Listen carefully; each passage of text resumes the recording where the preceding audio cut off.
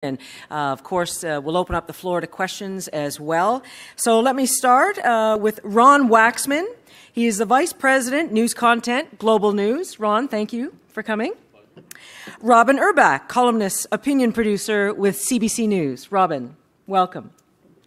And Andrew Philllips, editorial page editor with the Toronto Star. And our moderator today is John Moore. He's the host of Moore in the Morning on NewsTalk 1010. John, take it away. All right. Thank you very much, Kim. And good afternoon, everyone. It's nice to see you. It's such a gorgeous day outside. I think it speaks even more so to our commitment to these important topics. But I feel like a 4-year-old has been told he has to go inside and take a nap.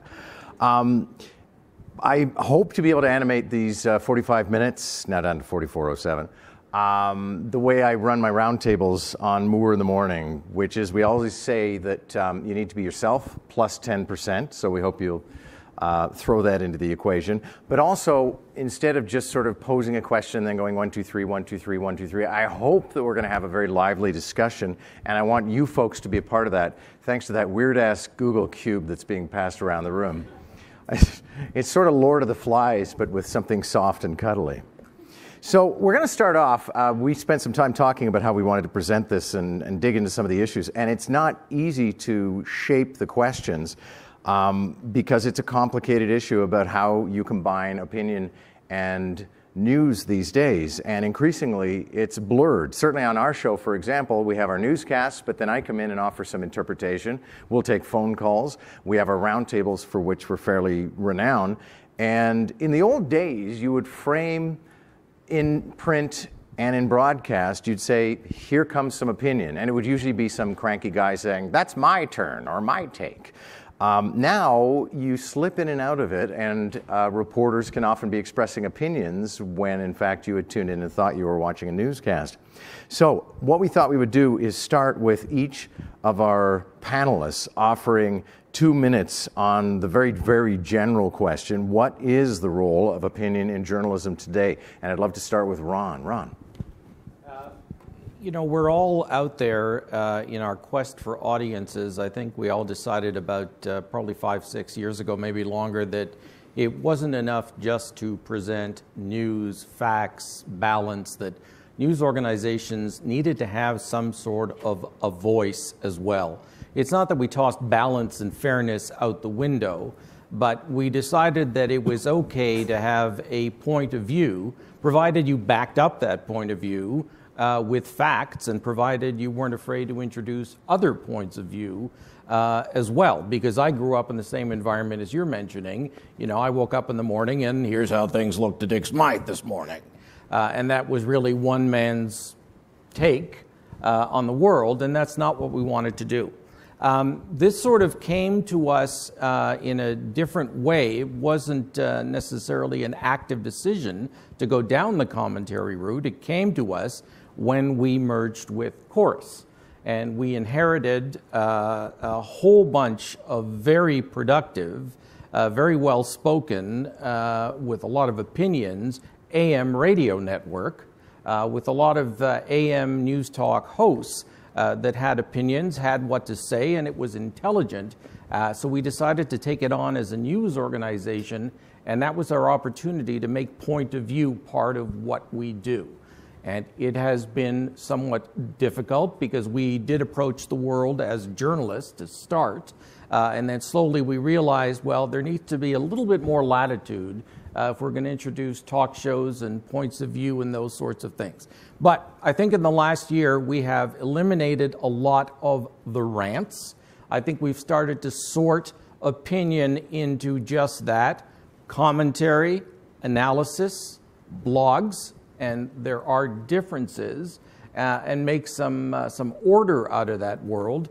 Now we're just trying to, make sure that each piece we do is intelligent, does, provoke the audience, but in an intelligent way. Robyn.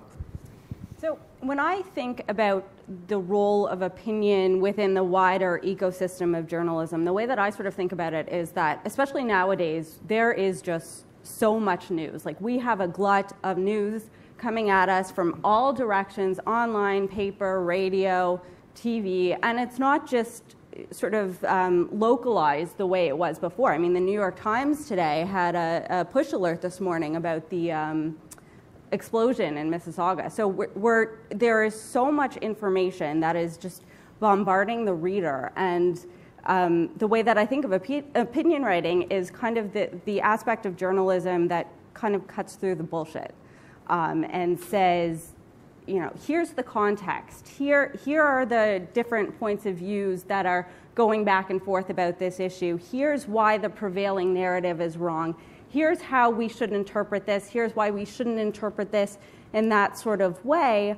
And I think the other really important aspect of opinion journalism specifically is it is not constrained by some of the rules of traditional unbiased reporting, and that you can really kind of, you don't have to hold back your punches. And in that way, I think it's really powerful in holding feet to the fire in terms of authority figures and government especially. I mean, an example that I can sort of point to is the controversy about the Prime Minister spending his vacation on the island of the Aga Khan. And that was a big story, and there was phenomenal investigative journalism that went into uncovering, okay, where was the Prime Minister? We didn't know for a while. He kind of disappeared, and his people wouldn't tell anybody where he was. And eventually we figured that out. And that was followed by analysis that sort of said, okay, you know, here's why this is questionable from a legal perspective. Here's why this is maybe ethically kind of murky, because you really don't want to be on the private island of a guy whose organization is lobbying your government. That's why it looks a little bit shady, and explaining those sorts of things to the reader through analysis. But I think the power really came, and perhaps I'm biased in this because I work in opinion journalism, but in my opinion, the power of that story really resonated once it got to the column stage, because then you had opinion writers saying, this is outrageous that we had no idea where the Prime Minister was, and the government is trying to justify the fact that whatever, and you can make up your own mind about whether or not that was a reasonable take. But my point is that when you lose those constraints of sort of being held back by the need to not look sort of biased in one way or the other, you can really come out with a real powerful perspective that I think resonates more deeply than perhaps some of the take a step back type of reporting. So that's where I really see the value of opinion writing in the current ecosystem of journalistic expression. Andrew. So the good news for those of us, I think, who are involved in opinion journalism is that it's more important than ever. And at the Toronto Star, you know, we're all trying to figure out what we can actually sell to people, right? Because and we've made a pyramid at the Toronto Star, a content pyramid, at the top of which is the stuff that we think people really value, because we ask them what they really value and we look at what they go to. And at the bottom, as you can imagine, is what is often called commodity news and so forth. And from the bottom, we try to do less of, and you can imagine, we know the weather, sports scores, and things that you can get anywhere. And at the top, very near the top, in the top of the Toronto Star, is things like investigative journalism and our exclusives and things like that. But very, very near the top is opinion, because as Ron mentioned, you know, the voice of an organization is very important. And at the Star, for example, you know, we try to have a distinctive voice. And in Toronto, I mean, we're really, with the 4 dailies, you know, the Star has its kind of lefty voice, and you've got the National Post and the Toronto Sun, which very much brand on opinion. So I think opinion is really something that not only is, you know, important journalistically, it's going to be increasingly important, frankly, as part of the ongoing business model that we can actually continue to support with our work. So I think that's actually really the good news. Go ahead, Ron. And I just want to address that. The business model and what Robyn said about context and about meaning. Troy talked this morning about fragmentation. There are thousands upon thousands of news websites that offer headlines at a glance. Context and meaning, you know, compelling enterprise journalism, investigative, uncovering, breaking, owning, dining out on stories. That's what keeps audiences engaged. That's what keeps them coming back. It's not just what happened today. You know, folks that work with me, I'm sure, are sick of hearing this, that are in the room. But it is it has to be about the why these days, not the what. And I would say that, you know, we've taken to devoting our resources very much on a daily basis. We'll analyze the breaking news of the day, the daily news, and then devote as much of our human capital as possible to the why, into the meaning, into the context as possible, which makes good business sense, and it makes for good content. Can we touch on, and this is kind of a pointy-headed point, but I hope it makes sense. The Star, for example, in reporting on Rob Ford, the Ford family would complain, well, 80% of your coverage is negative, and that was because about 80% of the things Rob Ford did were bad. Right. Donald Trump has the same complaint. This morning I was reporting on the latest polls, which suggest the NDP is surging ahead and that Doug Ford is fading, and I was getting texts from people saying, shut the fuck up, you're so biased. So can we touch on the notion that reporting positive or negative news is not necessarily reporting opinion, if that point makes sense to you? Well, I think it makes sense to all of us because we're in the business, right? And when you you know, it's very hard. It's actually a hard one to deal with for I think a lot of us, for me, because you know we live in this, right? And we see this, and we instinctively understand the distinction between reporting something, some idiotic thing that somebody did, and so-called, you know, bias, right? But, you know, you're absolutely right that a lot of readers don't see it that way, and they're going to see what they want to see. I want to introduce one word into the conversation that maybe we can build on a bit, which is the word trust. And, you know, increasingly, and sparked by, to a large extent, by Trump and his fake news thing, news organizations have embarked on various trust initiatives. We have, at the Star, we have a trust project. And part of it involves making the distinction much more clear between opinion and news. It's a big subject, so I just want to introduce that as something I think that is really important, that in print we knew how to do this. People understood when they went to the editorial page, that was the editorial and so forth. But in various digital platforms, kind of got mushed up. And we're trying to sort of unmush it by labeling things much more clearly. And I wonder if other folks are doing something similar. I think generally we do a really lousy job educating the public on the differences between what is news and what is commentary, and within commentary, what is the difference from an analysis piece and a blog and those sorts of things. We just expect the audience to a great extent to glean these things for themselves. Okay, well then if I can follow along with that, in newspapers, obviously a National Post, where Robyn and I both used to work, they would put comment at the top of an analysis piece. But what in radio and television can we do to make that more obvious, or should we? Well, there still are issues around format. Fortunately, we're doing some more experimentation on the air at Global now, where we are introducing panels again and discussions, because we did get to a point there in our development where if it wasn't a minute 30, it wasn't making air. And, you know, there is still some truth to, you know, people's small attention spans. And now, you know, we're concerned with another element, which is if you do it on TV, it's got to translate to online. Doing anything longer than a minute or a minute 30 isn't going to play so well online. So it's a balancing act. So it's harder to do that sort of education and explanation on television, but we're trying.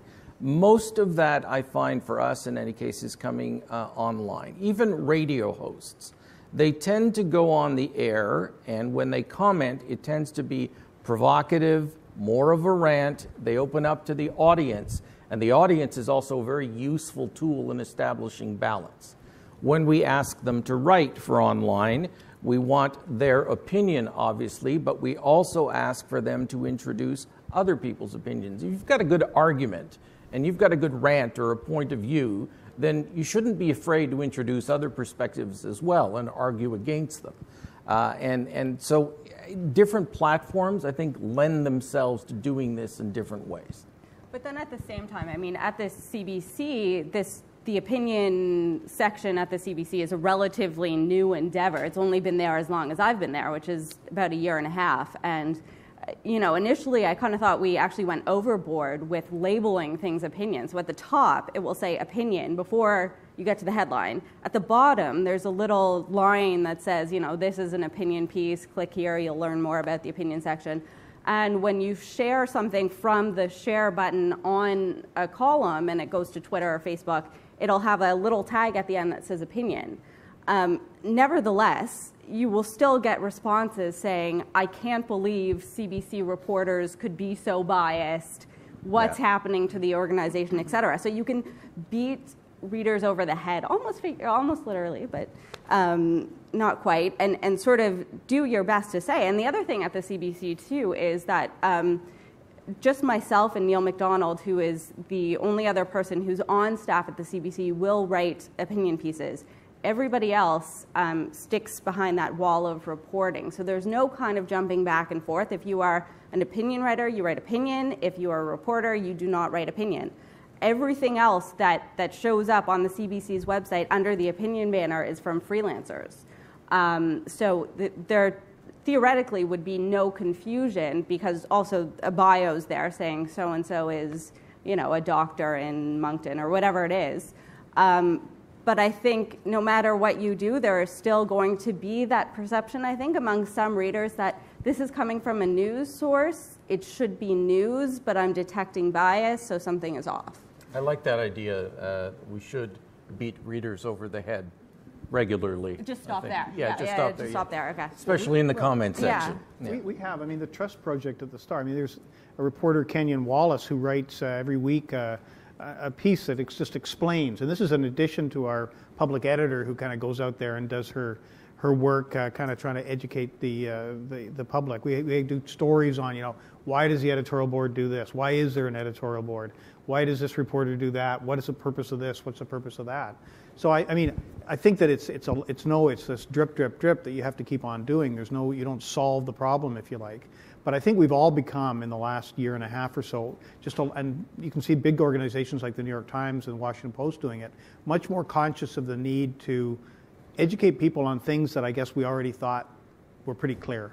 Although now I'm asking you the questions, but in terms of reader feedback, I imagine most people in this room would be really interested to see how the sausage is made in terms of editorial decisions. Like, this is our business. We love to know about those things. I wonder if Joe Schmo, the construction worker who picks up the Star sometimes on weekends, is reading about, how editorial decisions get made.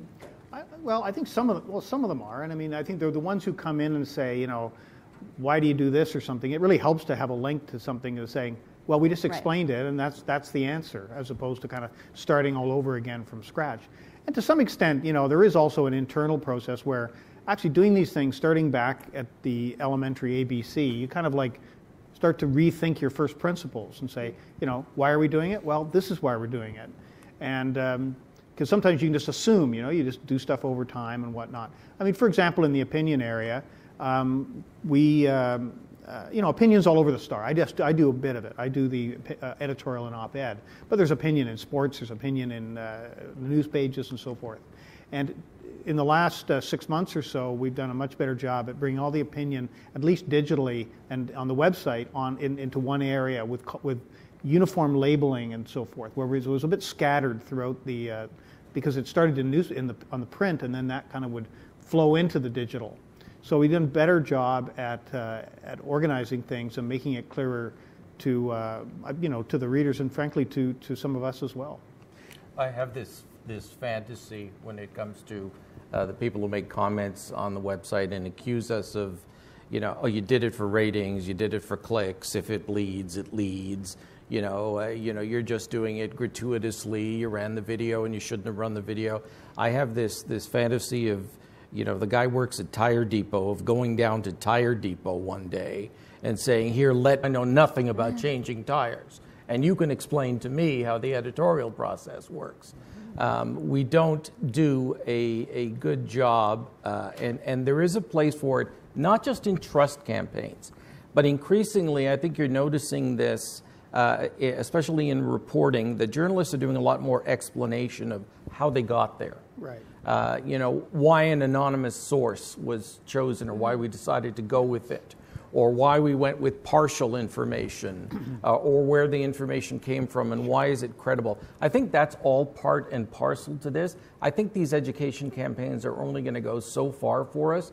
What, the New York Times, the Boston Globe, and others have been very successful in doing, especially around Trump, is when they break a big story, They are on TV not 10 minutes later explaining how they got there. Right. And I think if we do more of that, I think it'll start to get through. But at a certain point, for those of you who might have caught Elon Musk's freak out on Twitter over the past couple days, it's been very entertaining. I urge you to check it out. But he was accusing the media of this like grand conspiracy to malign Tesla or all these sorts of things. But you know what that told me was that here's a guy who has tons of media experience. I mean, he's been interviewed so many times. He theoretically knows how these things work, and yet he doesn't. So I think we sort of, despite all the measures that we take and we try and say this is how we did it and this is how the media works, I think we still sort of overestimate that our readers or our viewers understand the way things work. They do it as a deliberate thing, right? They know, but they do it anyway. I mean, Trump was, I think Leslie Stahl on CBS said that she had some private conversations with Trump, and she called him on this. Like and he basically admitted to her, yeah, I know it's mostly crap, but I do it because I want to discredit you for the future. When you do report something, they do it consciously as a strategy, not because they're just because they're pissed off in the moment. It's a conscious long-term strategy, and you see Doug Ford doing it pretty much here as well. Right? This is more newspapers than any other media, because newspapers have always had their editorial boards and their natural politics. I don't even want to call it bias, because I think that's kind of what we're flirting with in our discussion today. And I wonder if consumers can appreciate the difference in terms of institutional bias or institutional inclinations and actual bias. And I don't want to crap on too many colleagues, but I opened The Sun this morning, and it was 6 pages of why Kathleen Wynne and Andrea Horwath are horrible and stupid, with 2 articles about why Justin is horrible and stupid. The Sun will say they're just trying to counterbalance the Star, when in fact the Star is the newspaper that broke all of the most major scandals of the current Liberal administration, which will probably bring them down. Right. So there's that. First of all, I mean, I'm just to speak up just for a moment. I mean, part of the Trust Project, Kenyon Wallace said, well, people think that we're all in the tank for the Liberals, okay, or you're in the tank for the Liberals, the editorial board. The Red Star, all that stuff. Okay. So he went back and he looked at all the editorials that we'd written about the Wing government for like 4 years or something, and all the ones written about the Trudeau government for 4 years, and found out that, I actually wrote this down because I was hoping I could say it. Huzzah. 62% of the editorials that dealing with the Wing government over this period of time, he found, were overtly critical. All right? And 58% dealing with the Trudeau government, and this was like up to about a year ago, were overtly critical. So, we're supposedly in the tank for the Liberals or for the Wing government, and yet, the e-health and the Orange and all those things broken by the Star, and about, 62%, anyway, most of the editorials are actually overtly critical. Now, were they as critical as they should have been? Maybe they were critical in a different way than a Sun editorial would have been. Undoubtedly they were, right? But I mean, that's the kind of thing that this, just to put on the record, is something that I found interesting. I didn't even realize it, to be honest. And it's basically it's not because we're out to either pro or against. It's more, if you're writing an editorial, you want to be critical, right? I mean, that's the point of an editorial, more or less. It's not to say, yay for this one or yay for that one. Sometimes you do, but it's kind of boring. So we're naturally built-in critics. And so when we're critics even of people that we, generally speaking, like more than not. And Robyn, 2 institutions you've worked with, I mean, the CBC is always accused of being in the tank with Liberals. I always thought that the National Post had a fantastic purity about it, in that if the Conservatives were screwing up, they'd be the first to sound the alarm. Yeah, I was at the National Post when the Stephen Harper government was in power, and I remember right when I started, I was talking to Jonathan Kay, who was the head of the editorial board at the time, and he said, the challenge for us as a paper right now is we are a right-leaning paper. Like, that's what the National Post is all about, but at the same time, we don't want to be government cheerleaders. So for years, and while I was there, we would consistently run editorials that were very critical of the Harper government, and rightfully so, I thought, and I think most of us thought. And there would be a lot of reader feedback saying, I can't believe what happened to the National Post. This used to be a paper that I could, read for that right of center point of view. And it was kind of like a constant challenge to maintain that identity of still being a right-leaning paper, but not cheerleading the government and being critical. As you say, that's a whole point of the editorial board, is you want to be critical of the government. There's no point in writing an editorial that says everything's great, like, isn't it fantastic that we can't get an interview with the federal government? Like, we're not going to run that. I think the other challenge, too, is the thing that tends to stick in readers' minds are election time endorsements. And I think, we in journalism, we kind of know that oftentimes it's the publisher who will determine how the editorial board is going to weigh in for that final endorsement.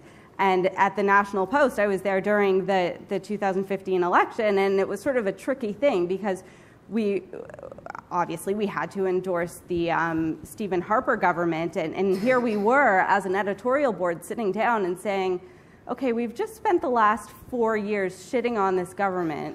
How do we write an editorial now that endorses it? Right. And it's kind of that fine balance. Well, and then Andrew Coyne had his famous dissent. Exactly. Yeah. Right? So it's a tough nut to crack, and there's constantly a balance of competing interests, perceptions, trying to stay true to what it is you're trying to do as a columnist or an editorial board as a whole, balancing that with endorsement requirements. So there are all these different factors that kind of come in that I think we understand behind the curtain, but might not translate to the reader. And Ron, what's kind of interesting is television does not usually have institutional bias. You don't start global television network with an implicit, we're going to be conservative or liberal. But now, increasingly, your radio stations are merging with your television newsrooms, and radio stations, through my experience, I might say, skew a little bit to the right. Yeah, it's not a little bit. Yeah. It's an issue that we're actually dealing with now. We love the type of commentary and points of view we're getting from AM radio. Like, it's really, the whole integration of AM radio into global news has been a huge success story for us. First of all, because they generate tons of local news, which is the front door to the wider world of global news content. So that's been a very successful project. But where it pertains to commentary, we are very aware that we skew right. There's no question. And we are working hard to try and bring more diversity. It also depends. There are certain issues where if we get a particularly to the right opinion, that we will go out and we will seek, balance from somebody else who can do, an opposing commentary. But this is what we've inherited, and now we're going to take what we've inherited and try and balance it out and a little bit more and make it more diverse. We need more opinion from women, for example, from Aboriginal groups. So that diversity is something we're after. Has it ever become a problem for you in terms of some of your television personalities who are now contributing to radio becoming sort of unbridled or unburdened? I will not identify this person, but my former Parliament Hill correspondent, who was supposed to be a relatively objective reporter, was getting more and more right-wing, and I would keep on phoning him off the air and asking him if he could bring it back. He ended up going to the Rebel. But when they have the opportunity to express opinions, do you ever have to pull them back? That's a great question, and it just so happens that I was in a meeting yesterday talking to some of our program directors, and one of them expressed that he actually has someone who is a very high-profile news personality who's having the opposite problem, who's staying in the swim lane and doesn't necessarily always make for the best, most provocative radio. He's classically trained as a journalist, and when you're an anchor, you're leading a team of journalists. So it's not a natural inclination to go after people, to rant, to express any opinion, quite frankly. So we've seen some of the other problems. We will open the floor to questions momentarily, but I had a couple more things I wanted to hit on. One of them, and this is probably opening a Pandora's box, but online commentary And it's been fascinating to watch newspapers plunge into it and pull away from it, and now increasingly using Facebook. Whenever people talk about the adoption rate of Facebook, I think half of that is people creating fake accounts so that they can comment on newspaper sites. Robyn, maybe I'll start with you on this one, because one of my favorite stories about online commentary is that Barbara Kay and I, for 10 years, would do point-counterpoint in the pages of the National Post. And one day I went into the comments section when we had a point-counterpoint, and it was just an endless succession of people telling me I was a communist and a moron, a stupid idiot, and a jackass. And I thought, well, let's go see what they said about Barbara. And they said she was a fascist and a jackass and a moron. It was just this relentlessly negative, awful stuff. I thought nobody likes anybody. So you had a nice balance there, though. Yeah, I guess so. It totally worked. That's what we're trying to achieve. I know. I think, most people who have worked in news and have put their name on top of something and then looked at the comment section at the bottom has grown to hate the beast that is the comment section, because it is just vile and this kind of monstrous disease of people's worst instincts manifesting there.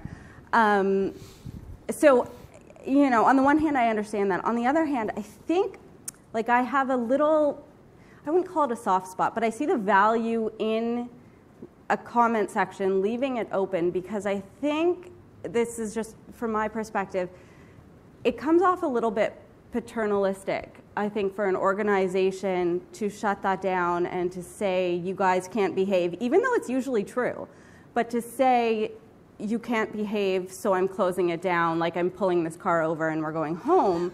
I think there are really creative ways that people have tried to tackle this. One organization started charging readers to comment, and I think it's an interesting idea. I don't know how successful it's been, but I think the idea is generally you're going to get a more invested reader who might, I don't know, well, literally, right. But if you're putting money out there, you might be more inclined to actually read what's been put out there and not just call John Moore a fascist, or sorry, a communist. I was the communist. Sorry, get mixed up. But I mean, it's not infallible. It doesn't always work. I've seen people joke about the idea of making readers do a little news quiz to prove that they've actually sort of read it, because you can always tell who's only read the headline and then gone to the bottom and commented on it. So, I mean, I loathe the comment section. I see the value in it. Sometimes I'll go into it, and a reader, there will be buried under all the personal attacks and infighting will be something really insightful, or a reader will point out a mistake and I'll think crap, that's awful, but I'll go in and fix something. So I think there's value in there. We just haven't figured out how to extract the good from all of the bad. So how do you, I'm going to put you on the spot Okay, now. go ahead. Okay. How do you then defend CBC's, I don't know if it's policy, practice, or what, of shutting down, basically commenting on every story that has anything to do with Aboriginal issues in this country? I can't really defend it, to be totally honest. That discussion happened long before I came to the CBC. In my section, which is, the policy is to leave all of the comment sections open, except when it comes to topics that deal with Indigenous issues, because the institutional policy trumps the opinion section policy, which is to leave it open. So I can't really speak to how that decision was made. I would love to know. I think it's something that hopefully we'd continue to sort of reevaluate as these discussions about how comment sections work and how we can hone them continue to go on. But because I agree with the pretext here of open democracy, and that's why we do what we do with our commenting. It is open. Really, the only times, and Shauna, is it monitored? Well, I'll get to that in 1 second. Correct me if I'm wrong, but really it's crime stories where we shut down commenting for obvious reasons. But everything else is fairly open, and we live with the vitriol, we live with the racism, we live with all the other stuff, because we believe that, foundationally this is supposed to be an exercise in democracy. And the fact of the matter is, whether I like it or not, this is the way Canadians think. And to suggest otherwise, I think, is being dishonest, and I don't think a media organization, either all in or out. So do we monitor casually? There's a whole bunch of reasons for that, not the least of which are legal ones, because legally there are some concepts around, if you're going to monitor, then you have your obligations change legally. If you're going to monitor intensely, and if not, you have different obligations, such as if you see a defamatory comment, then you are to attend to it when you see it, as opposed to cruising up and down all day long to try and find these things. So there are different practical reasons for doing it that way as well. The problem is we don't have commenting anymore. Did away with it, right? Because of all these issues. And the problem is we held responsible by other readers for this. There's a how dare the Toronto Star allow so and so to say this and race it, whatever it is. Whatever they take objection to it, spewing out in the Toronto Star and so forth. So you end up being tarred with this. This is mud that's not just being thrown at you. It ends up covering you, and you end up being I don't know what the word is, polluted by it, if you like. I'd be really interested to find out when we do have, and I hope we will have some point in the future, a really smart and effective paywall, and get people to actually pay for it. Whether behind that, regardless of having them pay, Robyn's idea of having people sign up and pay money to comment, maybe 10 cents a comment would be, maybe that's a great idea. But more realistically, if you've signed up for $20 a month or something to get behind the paywall, are you then a more committed, more responsible person? I would certainly hope so. But then we thought that, because they were people's personal Facebook accounts, that, they might be less vitriolic. No. It's not. It's ugly. It really is. You've got to see my text board in the morning. We have 8.5 minutes on the clock, so I'd love to throw it open to the floor, because I'm sure you folks may have some questions as well. Alan, do we have the magic cube in this, or has that been denied us? Do I have it? Oh. Honestly, I feel like I'm back teaching preschool again with this thing. Here you go. Thanks. So I have a comment and a question about commentary on radio, opinion on radio. And I think it's really instructive for us to remember in 2008, the Supreme Court of Canada ruled on radio's rights and responsibilities regarding commentary and what constitutes fair commentary. It came from a ruling from CKNW. It was our friend of RTDNA, Dan Burnett, was the lawyer who won the case. But the bottom line responsibility was that if you're going to do commentary on radio, you must indicate to the listener that this is commentary. So this comes back to something that I think, John, you raised earlier in the discussion, the idea of reporters giving opinions. So I'm curious what you think about, should reporters give opinions? I hear an awful lot of reporters giving what I clearly recognize as opinion during what they're passing off to me as reporting. And my question is whether you folks think it's appropriate for reporters to give opinions, or should they leave it to John, the host, to come back and give the commentary and opinion? But this is where we get into, I think, commentary is also analysis. It's also blogging. A good example for us is a guy like David Aiken.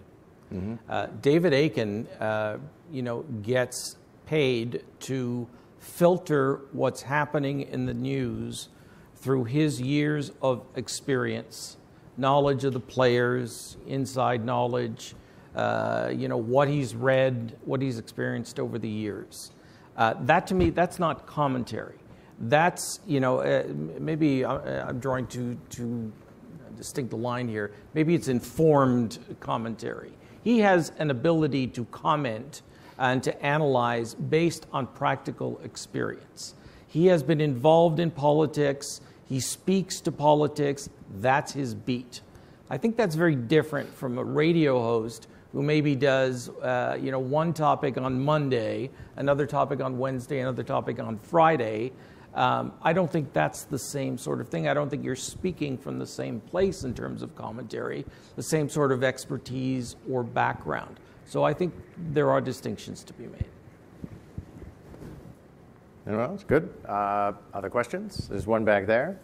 You've experienced with journalists who would never dream of doing commentary, that they get sucked into the vortex of social media to find themselves doing it?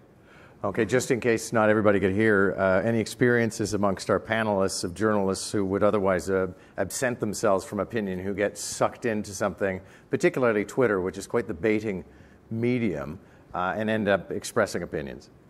I think it's usually the opposite, where, you really don't want to. Well, maybe I'm misinterpreting the question, but reporters will get in there, will start fighting sort of with a Twitter troll and will want to engage more, and you have to sort of tell them to dial it back a little. Yeah, we have pretty strict rules about that at the Star, about social media, your social media presence and all that is, can reflect upon your work as a reporter. And I think generally speaking, I mean, I'm sure there are examples where people have crossed the line, but generally speaking, they're pretty responsible because they know that if they start getting in that it's an obvious trap, right? And then if they say something inadvertent on Twitter or get baited into it, that's going to be held against them as proof of some prejudice or bias down the road. You're the one who said this to so and so. So I think our people anyway, are pretty responsible about it. Although it's taken about 2 years. There was this notion a number of years ago that somehow social was a bit of a wild west. Things went on social that wouldn't go anywhere else. But we kind of whittled it down for people, explaining that if you wouldn't say it on TV and you wouldn't say it on radio, then don't go saying it on social media. I always get asked, what are the special rules of journalism for digital? There are no special rules for digital. The same rules of balance and fairness and no bias apply. It doesn't matter how many characters, it doesn't matter what the platform is. So, reporters should know that today they're reporting on this, tomorrow they could be reporting on that. Be careful what you comment on, because it could disqualify you from a beat, a topic, a big breaking story. Yeah. Other questions? Okay. Let me ask you folks one other question, which is that can we sometimes be a little sort of overly precious? I realize we're in a room full of journalists, but in terms of separating opinion from news reporting, and I don't mean sneaking opinion into your news reporting, but the impression that many of us have about our profession may not be shared by the public. Let me put it that way. An example I would draw is when Doug Ford said he wasn't going to have a bus, and everybody said, the journalists are the only bulwark, the only thing that the public has in order to keep politicians honest, which isn't really true anymore. So is there a certain precious attitude, and maybe actually, if I may, Andrew, I'll start with you in terms of when the Star was going through its lamentations with Rob Ford, they were quite frequently, the publisher and the editor would publish columns about why they were doing that. And I'm not sure that really resonated with the public. Well, it probably didn't. I mean, right up at the moment, there was right up until the moment, and it was, I forget the exact date. It was apparently, I believe it was October 31st of maybe 2013 or 14, the day that Bill Blair, the police chief at the time, held his news conference and confirmed that, there was a videotape of Rob Ford, right, and that it did say pretty much what the Star said it said. Right up until that point, there were a lot of people, including, and I believe it might even have been most Star readers at that point, by some measure, who didn't necessarily believe us. We were hanging out there, and so the fact that we were explaining it didn't necessarily convince everybody. It just turned out to be true. People bring all sorts of their own biases to these things, right? And they read into news coverage and whatnot a lot of things that we can't necessarily control, right? Ron, does the public share our glorious infatuation with ourselves and the purity of our role in this grand democracy? No, not even close. But, I don't see this as being any different from a doctor who prescribes antibiotics to a patient he knows has a virus. The patient begged for it. Oh, okay, just this one time. Sorry, a doctor has professional standards, and he shouldn't be doing that for physiological reasons, for ethical reasons, for all kinds of reasons. We sat down and we talked just last week about how we feel that there's a need for a national college for journalists in this country. So standards are the same across the board. There has to be, these standards, these are not little things. You call it precious. I call it standards. Every day, who doesn't use the word slippery slope in a sentence? It is a slippery slope.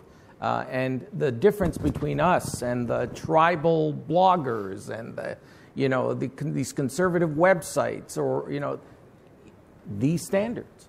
It's our integrity and our skills. That's what we bring to the table. Integrity is as important to the news business going forward as finding a new business model. That's the difference between us and, the way other people can tell stories, but not the same way we do. And I think one thing that we do really well is we criticize each other and we do it publicly. Part of that might just be that we're all just like a bunch of mean girls writing nasty columns about each other. But, when I was at the Post, for example, and the Star was doing phenomenal coverage of the Rob Ford story, but there were certain things. I think there was a story about him breaking his diet or something, and there was a column written by someone saying like, hey, that's not fair game, like that's too far, and the Star will write columnists where. Right, the National Post goes on. One of the favorite, it did a little less so nowadays, one of the favorite columns at the National Post seems to be, did you see the stupid thing the Toronto Star just did? Right? It gets great clicks. And then off you go, and that's a sort of standard column in the National Post. There aren't a whole lot of professions, their crafts, whatever, occupations where, doctors don't necessarily attack each other publicly every day. Lawyers don't. They actually have ethical rules about that. Well, we're at each other's throats all the time, feeding into this. Imagine if you're a member of the public. Imagine if half the doctors in Ontario were attacking the other half. The public would sort of go, well, I wonder if maybe they're all true, right? Maybe they're all right, and they're equally guilty of all this. So we do tend to be, to some extent, the authors of our own misfortune. But I think it does convey the idea that the media is not this like monolith that is working, as part of a grand conspiracy. The fact that we are willing to go out there and publicly criticize each other, I think it speaks more to our own credibility. Just the fact that we're willing to look at ourselves and say, okay, here's what we're getting right, here's what we're getting wrong, I disagree with your editorial choice here, this was great, and so forth. So I think overall, in terms of perceptions, yes, it kind of creates the idea that, everyone's I'm not advocating that we stop. That's in our DNA. Right. But you can just see that I think it's great that we do it, but it could feed into other people's misperceptions, potentially.